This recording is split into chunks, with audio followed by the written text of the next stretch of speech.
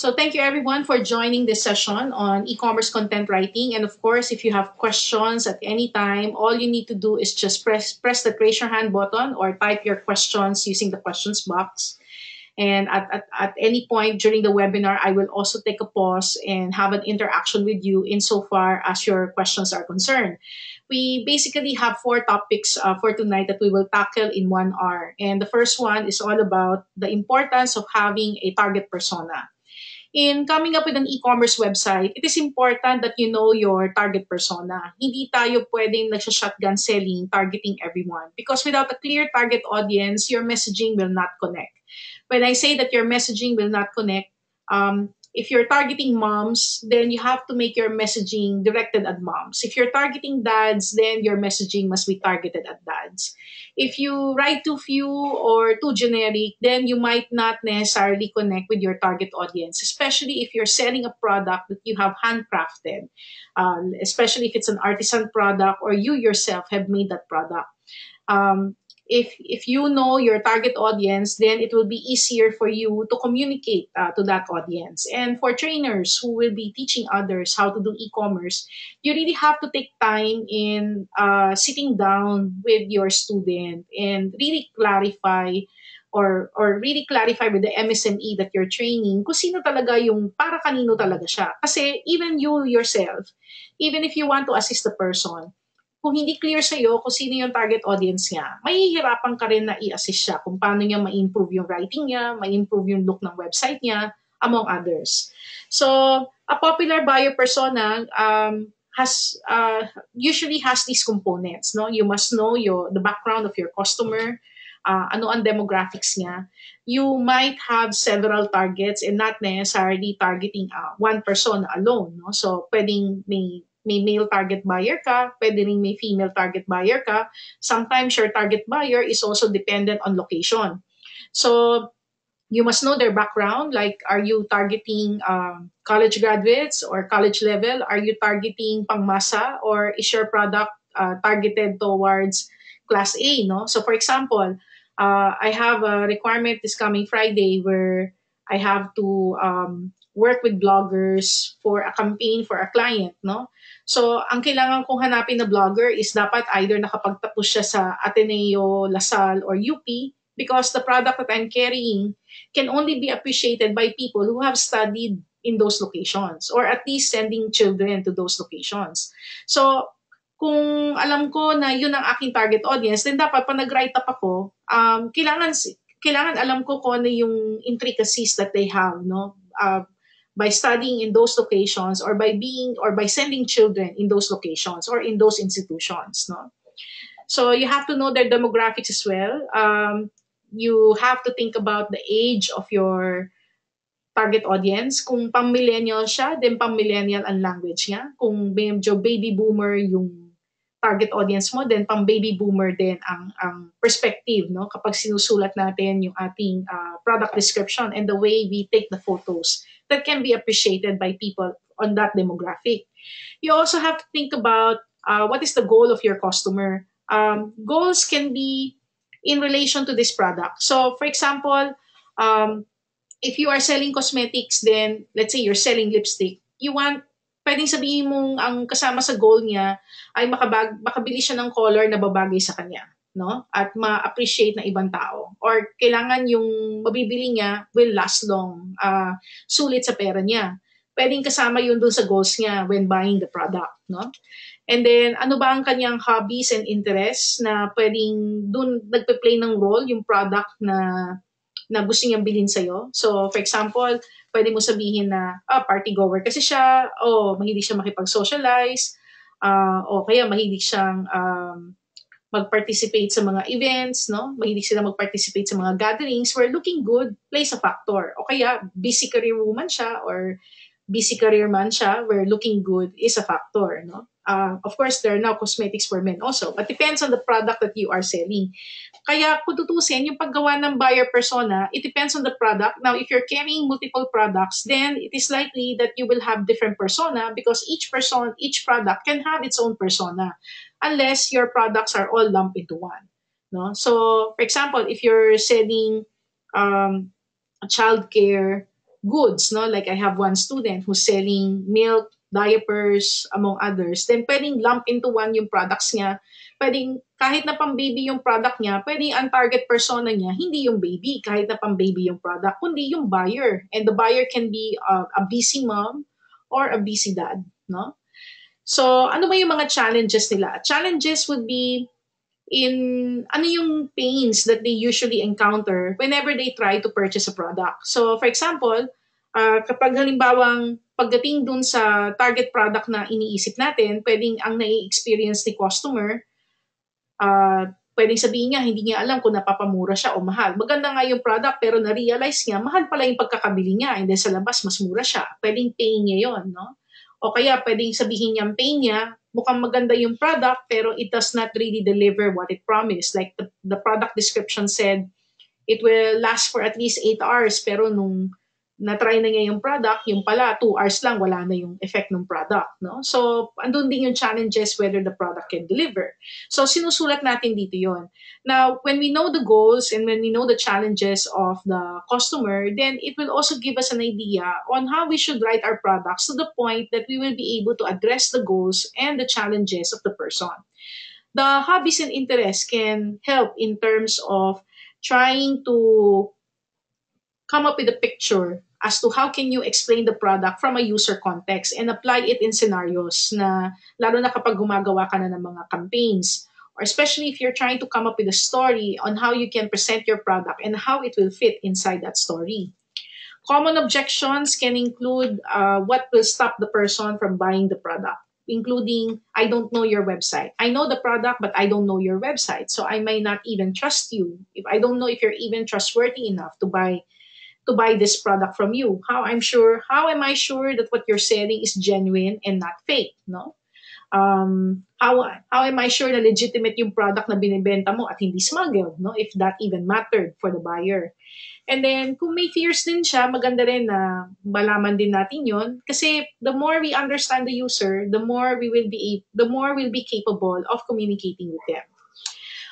Before I move on to the next topic, I'm curious if you have questions about the creation of a buyer persona. Now, while waiting for your question, always remember that if you know your customer well, writing a buyer persona should be easy, no? Parang in a minute, baka masulat mo kagad siya. Pero kapag hindi mo alam kung sino yung buyer persona mo, especially if you are creating a website or if you're creating a copy for a client, no? Or for another person, at tapos hindi ka na naman din ganun ka-immerse dun sa product, then it will be hard for you to craft this. Kaya the more you know your target buyer, the better. Now, ano yung source of information mo when coming up with a buyer persona? Hindi yan pinupull out of your imagination. Of course, you can have your ideal customer and it can help, but what is more important is that you validate. So, for example, if you're coming up with a website and you want to sell bags, you might want to talk to people who have bought bags online and interview them, no? Have an idea about them, where they're located. You might want to put the demographics at the end if it's too intimidating to ask it firsthand, or pwedeng tingnan mo nila sa Facebook profile niya. But go for the more important questions para kahit paano mas makuha mo yung details. But of course, if you already have a clear relationship with the person o talagang kaibigan mo na siya, it's easier to fill up all of these details.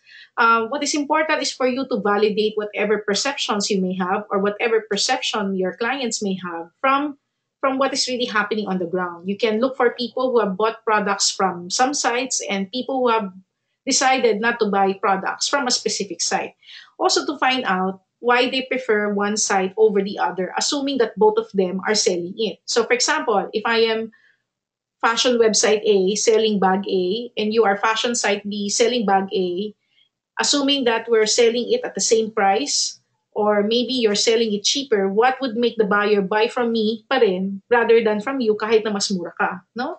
So, yun, malalaman mo lang kung makakausap mo yung person at talagang magkaroon ka ng idea kung ano yung buying behavior niya. Okay?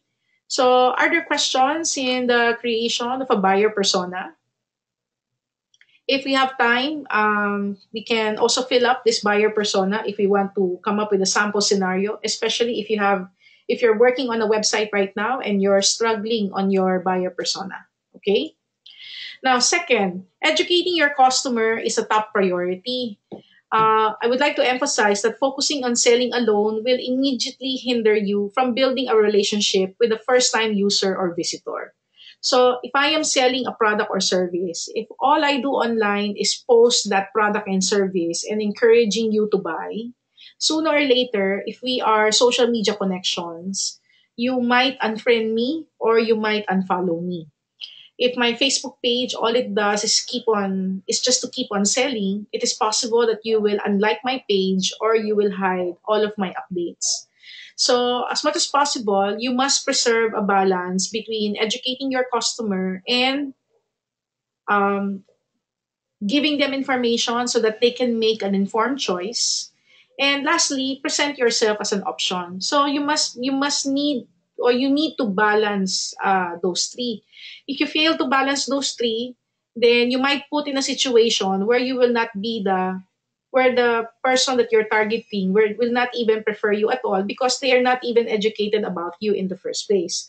Of course, if what you're carrying is an established brand, maybe the challenge of presenting the product will not be difficult. But if you are a new site, then your challenge will be presenting your site as a trustworthy establishment that a person can trust and buy from. No?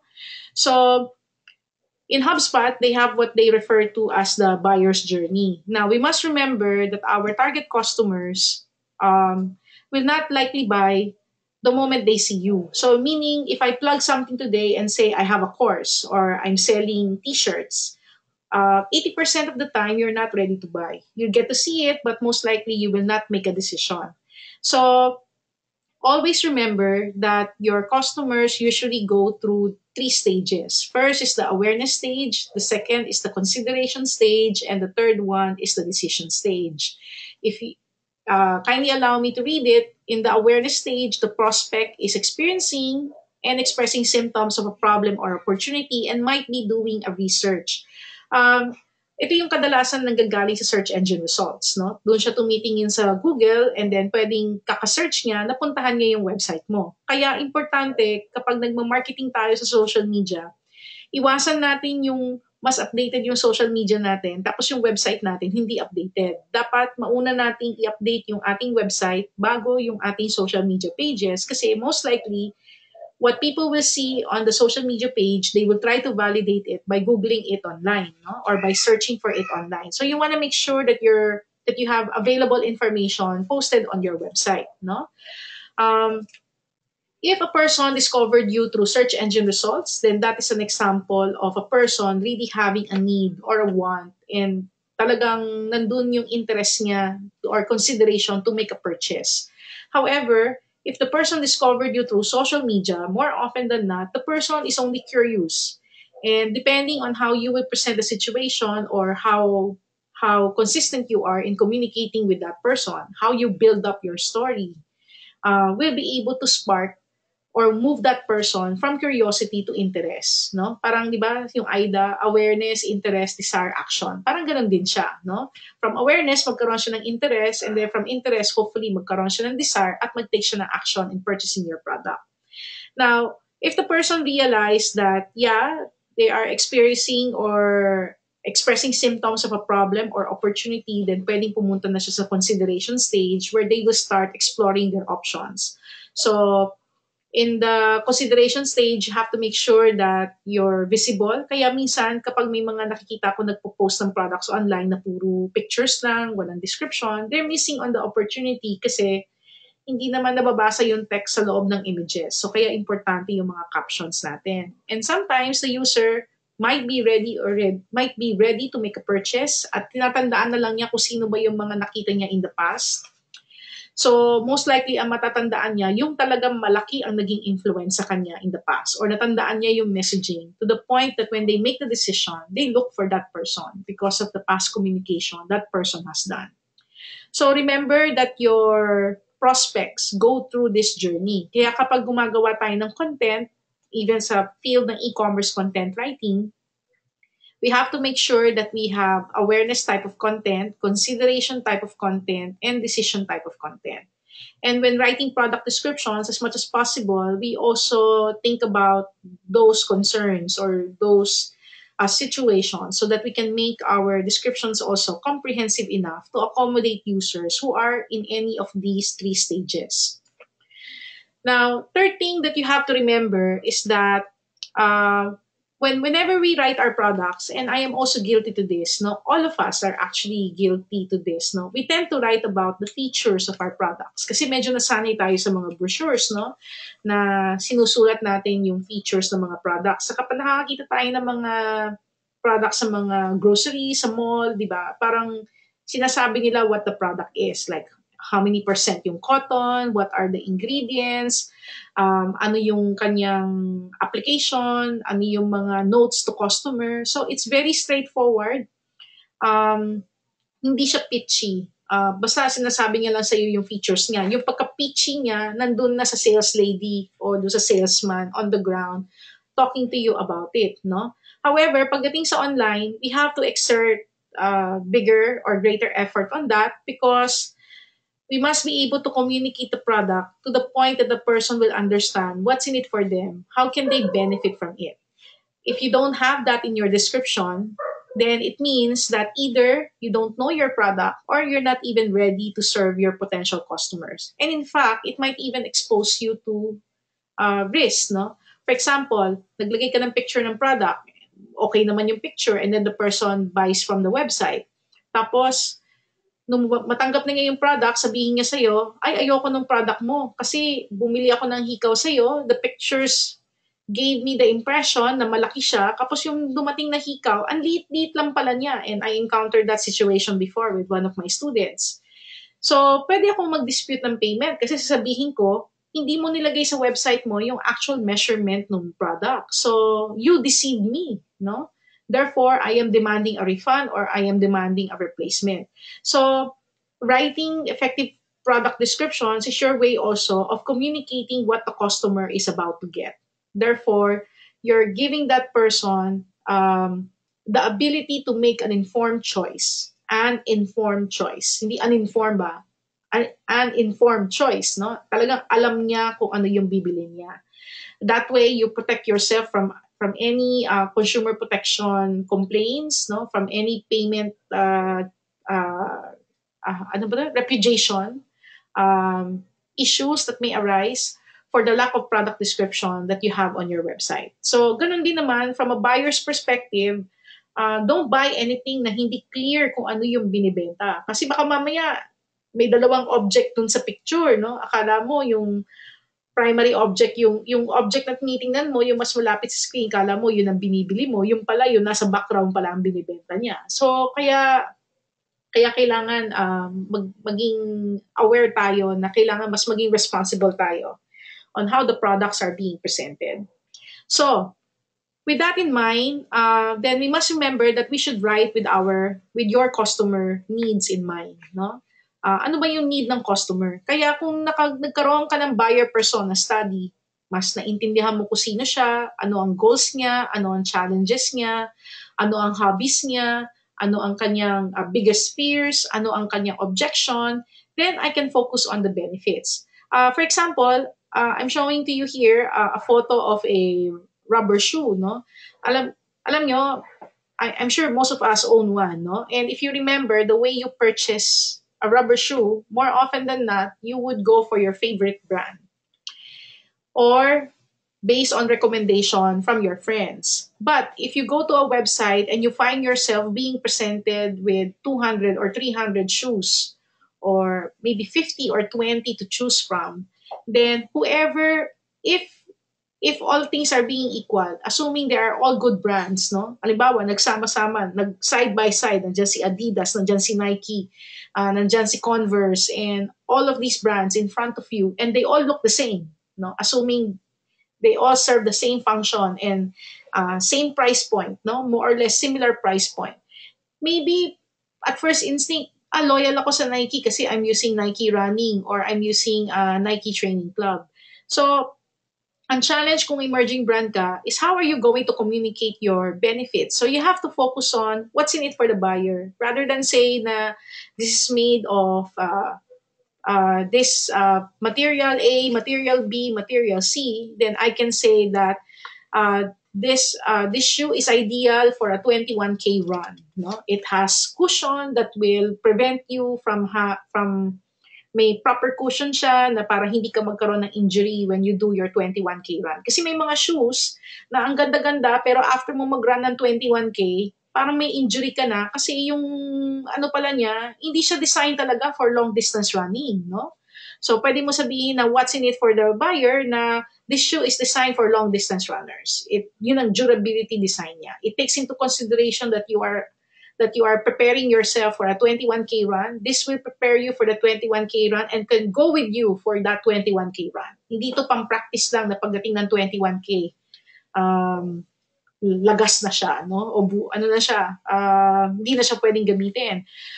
You can also talk about how can it make their lives better. Like you can say na it's cost effective because it's a worthy investment. You pay 7,000 for the shoe, pero we promise you that this shoe will give you 100 miles of run, o sabihin na natin 1,000 miles of mileage, no? Sabihin makakaano ka, at least mararan mo siya ng 21K o mararan mo siya for 121K runs, no? Something to that effect.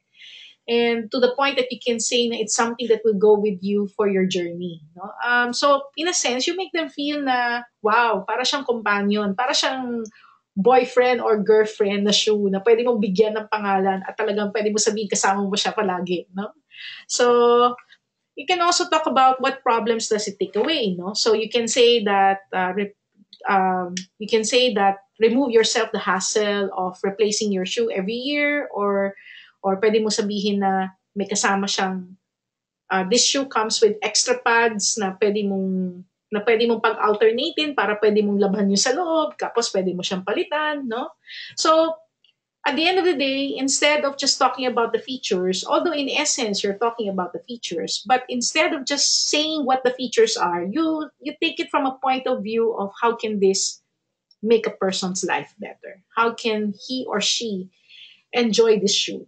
So even if it may not be a popular brand as the rest, but if your communication is real at totoo yung sinasabi mo, tapos meron ka pang testimonials or may video ka, personalize yung story niya, then a brand that is not really known can become a known brand because of the story. And pati na rin, kung talagang may naka-experience sa kanya at talagang totoo yung claim ng product, then pwede mas strengthen pa yung value ng product. Okay? So remember that, no? Write with your customer needs in mind and focus on the benefits. So depending on the need of your target buyer, write it to the language of that target buyer, what their needs are, what matters to them. And that you will only be able to capture if you did your buyer persona exercise correctly, capturing their challenges, their goals, their objection, their biggest fears when making an investment, no? Whatever product pa yan, no matter how cheap or how expensive. Kasi at the end of the day, we put value to everything that we buy, especially online. Kasi sa offline talagang pwede mo sabihin impulse eh. Pero sa online, although may impulse buying this online, pero you're given more time to think about it, no? Also, please remember that your story makes you unique. Of course, everyone can talk about what are the benefits of a product to a customer. Everyone can make the same claims that this shoe will be good for you for your next 21K runs. Maybe all of the good brands can claim that. So if you're a new brand, then what will make you different from others and will surely make you different from others will be your story. So don't be shy to share your story. It makes you human and real to your target customer. And we all love stories, especially as Filipinos, no? Mahilig tayo makipagkwentuhan, and especially if we like the story, we really stop and listen, no? Kaya wag nating panghinayangan na mag-tell ng story. I remember when one of my students in Cebu was selling torta. And if you're in Manila and when you hear the word torta, the first thing that comes to your mind will be scrambled eggs, no? And then apparently in Cebu, torta means mamon, no? And then this product is actually Argao Torta. And Argao Torta, what makes it unique is parang meron siyang lambanog na put in combination. It's not really a unique product per se, and it's an acquired taste, no? It depends, no? If you're used to the malalambot na mamon and sweet mamons that are available in your favorite grocery store, the Argao Torta with the lambanog and the flavor might although it's very mild, might taste a little bit different. However, pag nalaman mo na yung story niya na family tradition siya for, I don't know, I think more than 20 years already. It was a recipe that was handed down from the lola to the current apo who's sustaining the business, and it only has one establishment. And through online, it is now delivering throughout Cebu and being sought out for by people who go to Cebu. Then it creates a unique story. Para ka nagki-create ng sarili mong urban legend. O nagki-create ka ng why you're a must product that should be tried by people. No? It's like going to Baguio. Although you can buy ube from anywhere, but buying ube jam from Pink Sisters makes it different because you know that ube jam from Pink Sisters helps support children in their education for the children that the Pink Sisters are supporting. No? Kaya yung story is very important. And it doesn't have to be a CSR story. It can be your passion as an entrepreneur when telling that story. So your story needs to reflect who you are and values that matter to you. So as much as possible, you have to keep that story real. Focus on who made that product and what's the inspiration behind it. No? So, parang kagaya nung kinuwento ko sa inyo kanina ng Argao Torta, pwede ko sabihin na who made the product, it is the lola. What's the inspiration behind it? Then, you can, parang pwede natin sabihin na parang it's a favorite snack, no? Parang serve among guests, no? And maraming nagkagusto, maraming umorder, kaya tinuloy-tuloy yung tradition.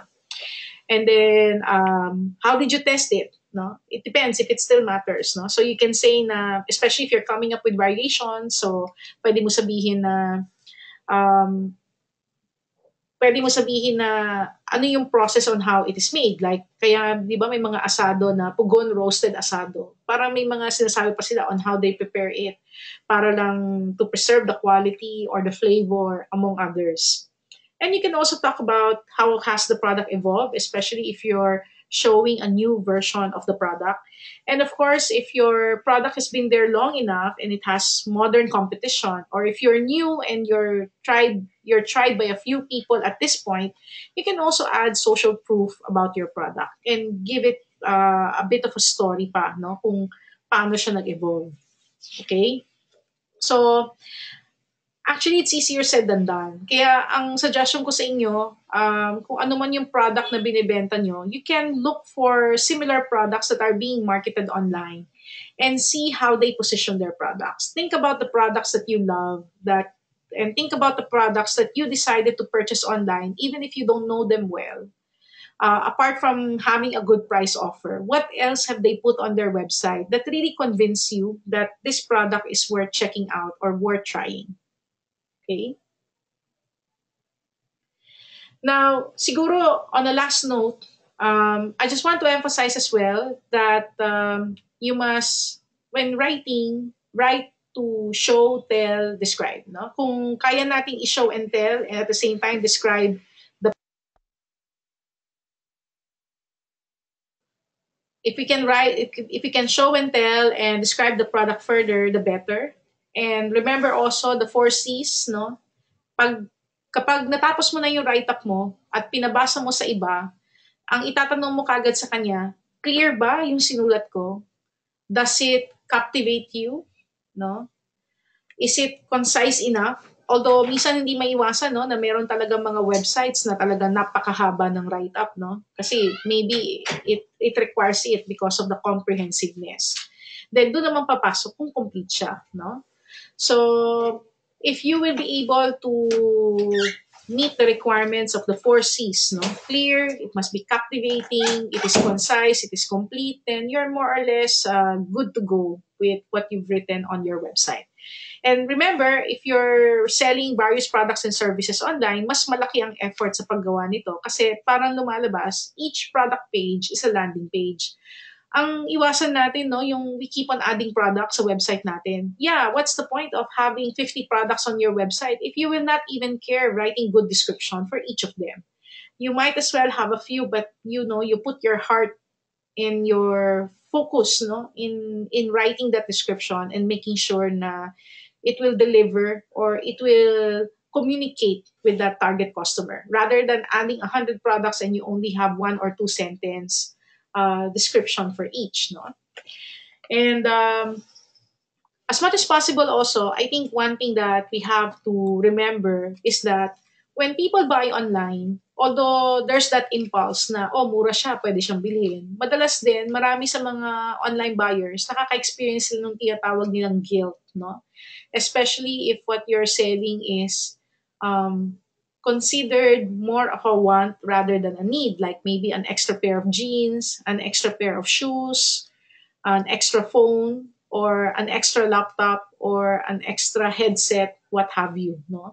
So, kailangan kung hindi ka dun sa need na category pero pwedeng nasa want category ka rin, then you must be able to communicate in such a way that the person will not feel guilty buying your product, no? Kasi parang, gusto ko sana yung product mo pero parang feeling ko I can buy it later rather than now. So how can you go to that point na pwedeng i-consider ka na pwede kanyang bilhin now, no? So I guess it will depend on how you're going to eliminate the guilt of the buyer, no? So nandun yung pwede mo sabihin na limited stocks only, like you have a countdown na ilang stocks left na lang siya or how many slots you have left, no? If what you're selling are seats for an event or a conference, or pwedeng a price deadline, like this is a one-time sale and this sale will only happen now and it will end on this period and the next time we will repeat and there's no guarantee when are you gonna repeat it. Of course, you have to be true to your word. The last thing that you want is you impose a deadline and then malaman ng tao, biglang in-extend mo yung deadline. Sasama loob ng mga nag-move ng heaven and earth para makuha lang yung product kasi baka next time na magkaroon ka ng ganung klaseng offer, hindi ka na nila pakikinggan, no? Kasi isipin nila na salesy ka lang, no? Parang makabenta ka lang pero parang ano mo lang ako, nadaya mo ko. Although it's still a genuine offer, kaya lang not being consistent with your communication can also have a negative effect on you. All right? Okay, so that's our topic for e-commerce content writing. So at this point, I would like to know if there are questions or clarification for this topic that you might want to ask.